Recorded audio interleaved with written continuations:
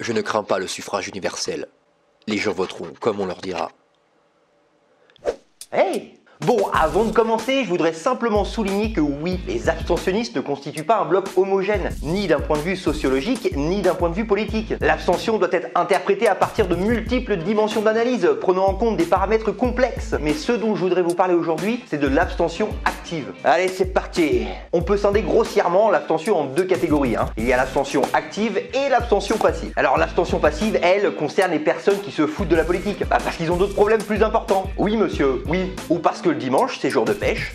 L'abstention active, elle par contre, est un acte mûrement réfléchi, permettant d'affirmer que le système actuel est une arnaque, une sorte de chèque en blanc quoi, et qu'il ne faut surtout pas le cautionner. Et cette logique de pensée n'est pas incohérente, car quand une personne ne veut plus d'une entité ou d'un système, il ne l'alimente plus.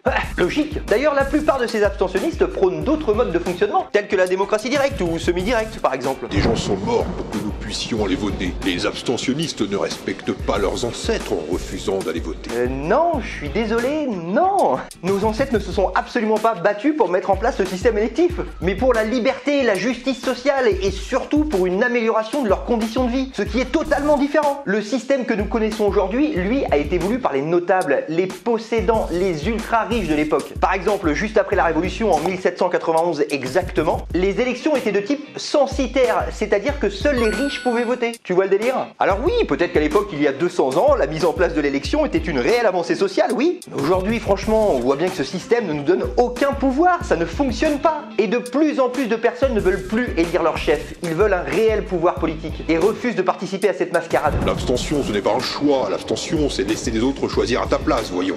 Oui, on peut voir ça comme ça, effectivement, mais cette objection est aussi valable pour les électeurs. Car voter pour élire un chef, c'est justement laisser les autres choisir à ta place. Puisque tu acceptes de laisser la totalité de ton pouvoir à un mec qui va tout décider à ta place. Et d'ailleurs, ce mec-là, une fois élu, que tu connais pas réellement, je te le rappelle, il aura absolument aucun compte à te rendre. Mais au fait, Chris, t'en penses quoi, toi, de tout ça? Bonne ou mauvaise idée, il faut reconnaître que l'abstention active est une réaction saine et tout à fait légitime face à une offre politique qui n'est pas à la hauteur. Oh, la société moderne voudrait que j'aille voter entre un joli panel de gros enculés. Oui, enfin je voulais surtout dire qu'entre la médiocrité du personnel politique, le non-respect des promesses, la corruption et la trahison quasi systématique, on n'a pas vraiment envie de se porter garant. Non mais jamais se porter garant pour quoi que ce soit, man. Ma mère, elle s'est portée garant pour mon appart. Et ben elle le regrette encore, man. Ça serait un petit peu comme mettre tout son argent dans une voiture destinée au crash test. Allez, c'est parti, défonce-moi le crash test. Non, ça ira. Allez, vas-y, j'aime bien les actifs, là. Oui, mais là je m'abstiens. Activement, mais je m'abstiens. Je dois avouer que sur ce coup-là, je suis plutôt d'accord avec toi. D'autant plus que lors d'une élection nationale, le degré d'exposition médiatique a un impact significatif sur le résultat final. Autrement dit, plus un candidat passe dans les médias, plus il a de chance d'être élu. Et cette facette de l'élection est quand même assez dérangeante. Mais ne pas voter, est-ce vraiment suffisant pour changer le système? L'avenir nous le dira certainement, mais les expériences passées peuvent déjà nous donner un élément de réponse. Pour les élections européennes, par exemple, en Slovaquie, l'abstention a été de plus de 87% en 2014. Pourtant, les élections n'ont pas été invalidées et le système n'a pas bougé d'un iota. Pareil pour les élections nationales, en Roumanie par exemple, l'abstention a été de plus de 60% en 2008. Pourtant, le système n'a pas changé non plus. Alors ce genre de résultat pourrait être un argument en faveur des électeurs, car même avec 1% de participation, il y aurait quand même un élu, oui c'est vrai. Mais moi ce que je vois là, c'est plutôt la preuve que ce système est tellement antidémocratique qu'il est capable de nier 99% des citoyens. Ça présage rien de bon tout ça, Mais d'un autre côté, aller voter, c'est considérer notre système comme étant un système légitime, alors qu'il ne l'est pas puisqu'il nous prive justement de tout pouvoir. Mais ne plus cautionner ce système en refusant de l'alimenter, c'est offrir la possibilité de l'émergence d'une nouvelle structure, réellement démocratique, dans lequel les électeurs deviendraient des citoyens. D'ailleurs, il y a un vieux proverbe iranien qui dit « Dans le doute, abstiens-toi. » Peut-être qu'on devrait suivre ce conseil, non? Je sais pas, je demande. Les abstentionnistes n'ont qu'à aller voter blanc, car les votes blancs sont comptabilisés, Jordan X. Les votes blancs sont comptabilisés, effectivement, mais ils n'entrent pas en ligne de compte dans le résultat final. Autrement dit, le vote blanc ne sert à rien, il n'a aucune valeur, puisqu'il n'a aucune force contraignante. Ah si, attendez, le vote blanc sert à quelque chose.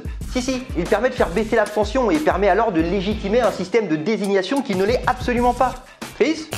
Tu veux rajouter quelque chose? On peut aussi dire que l'abstention marque des points d'un point de vue écologique. Ouais, tu te déplaces pas et tu spot de papier. J'imagine que toi c'est un petit peu pour ça. Non, moi c'est surtout parce que je me lève trop tard, man. Attends, mais les bureaux ferment jamais avant 18h. Je sais, c'est chaud, man. Ah ouais, c'est chaud là, ouais. Bon allez, conclusion. Allez, conclusion. Ce système perpétue les inégalités, le racisme, le sexisme, la guerre, la destruction de l'environnement. Et je pense qu'il ne faut pas s'attendre à résoudre un de ces problèmes en changeant de chef corrompu tous les 5 ans. Quoi qu'il en soit, la participation du citoyen à la vie démocratique ne peut pas et ne doit pas se limiter à mettre périodiquement un bulletin dans une urne. Ce système est complètement aux antipodes de la démocratie. La démocratie doit se manifester par l'engagement de tous les citoyens qui le désirent. Et n'importe quel citoyen devrait pouvoir faire de la politique dans un cadre institutionnel. Et aujourd'hui, ce n'est pas le cas. Putain, c'est révoltant! Et voilà, je suis énervé là.